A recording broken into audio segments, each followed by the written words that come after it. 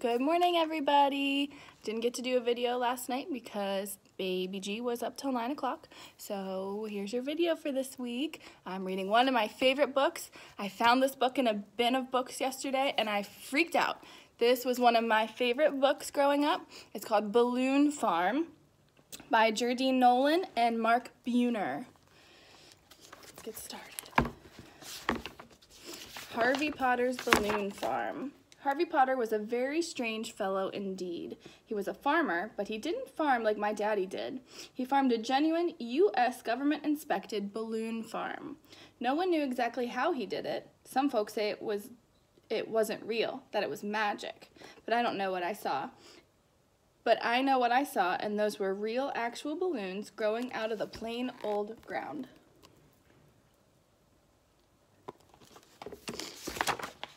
Harvey Potter had some of the prettiest colors you'd ever want to see on a balloon. Pleasant purple, orange ray sun, yellow. There was a rip two-shot red and jelly bean black, bloomin' blue, and grassy green. He had all kinds of shapes too, round balloons, long ones, animal shapes, clowns with big noses and mouths. He even grew monster balloons with scary faces and great big sharp teeth in time for Halloween.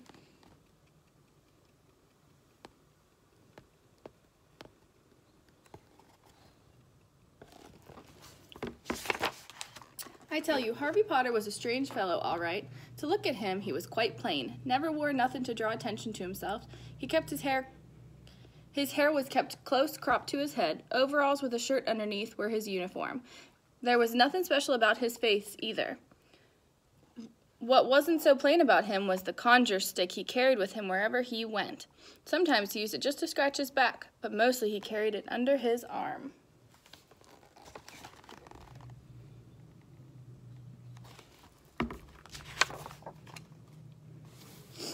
It was Weasel Mayfield who called the government on him, so the government came out to Harvey Potter's balloon farm bright and early one morning.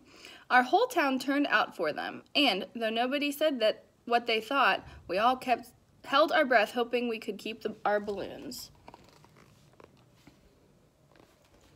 We never knowed how to grow nothing but trees, maple, sycamore, pine, and oak, and regular kinds of stuff like corn, okra, and tomatoes. But Harvey Potter grew balloons, and no one knew what he used for seed either.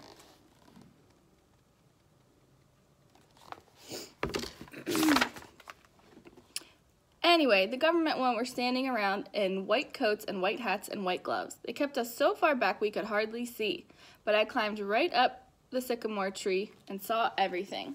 They pulled and they poked, and finally they pricked one of those plants with a pin. And what was supposed to happen did. The balloon popped. Even they couldn't argue that.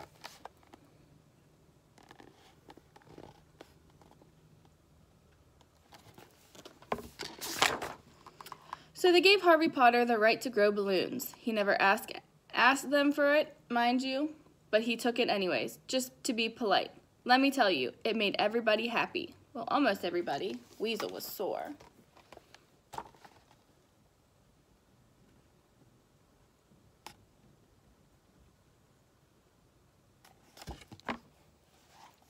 Now, I had quite an interest in Harvey Potter's balloon farm, and I decided I was going to get to know him. He didn't seem to mind. In fact, he let me get to know him right good. I'd bring him lemonade or sit on his porch and swing in his swing, but he never would confide in me about how he grew those balloons. I didn't pry. After a while, I just liked going around him. He didn't ask you no questions about why you weren't this or that. He just let a person be. He let a person sit and think out loud sometimes, and, well, that's a mighty good thing to do. Still, something in me was a hankering to know, so I decided I was just going to go out there at nighttime. That was when he did his field work. I told you he was strange.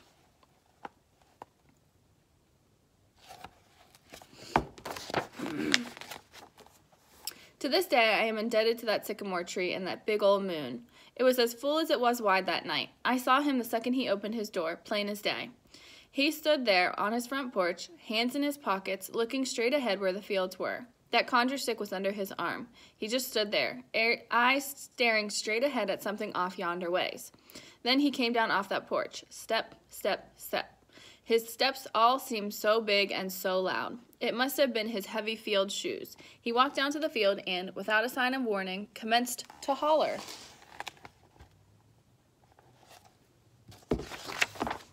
The next thing I knew, he started dancing and prancing with that stick held out in front of him. It was like his dancing partner. Then that stick started to glow a nice orangey color and stood up directly on its own. And when it rose up into the air, Harvey Potter rose up right along with it.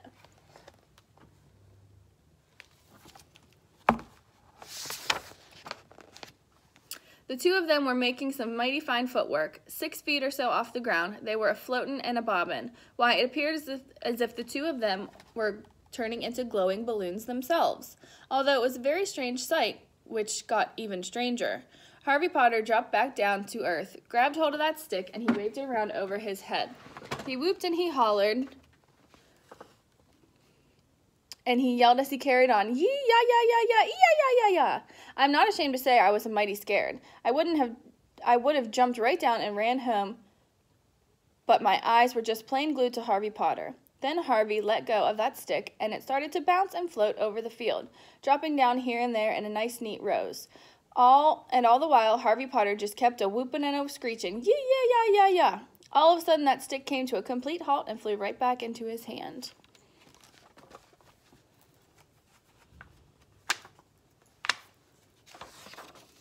That's when Harvey Potter stopped screeching. He turned around and looked directly up at that sycamore tree.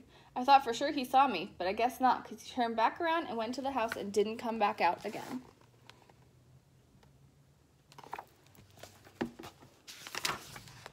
I climbed down and fell off to sleep waiting.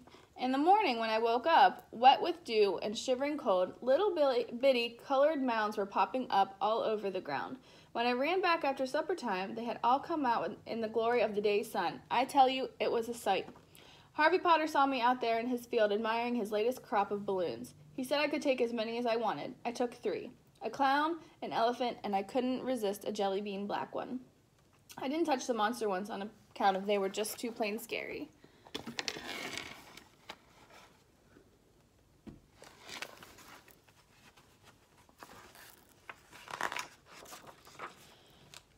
Oh, these were the times. Harvey Potter went right on growing the best, prettiest balloons this side of anywhere. And we never heard a word from the government men again, either. As for Weasel Mayfield, he was so riled up over the fun we were having with his balloons, he packed up and moved off to parts unknown.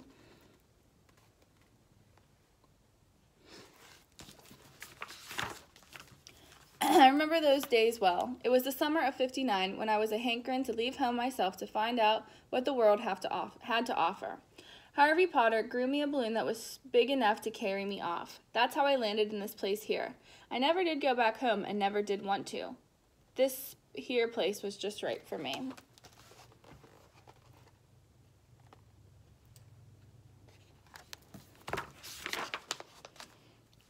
These days I farm, and I'm not one to brag, but I've harvested my 32nd crop of balloons. Now I don't grow mine the exact same way as Harvey Potter does on account of I am not Harvey Potter. I have my own methods. Maybe I'll show you someday.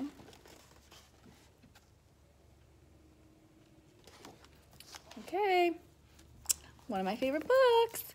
All right, enjoy, guys.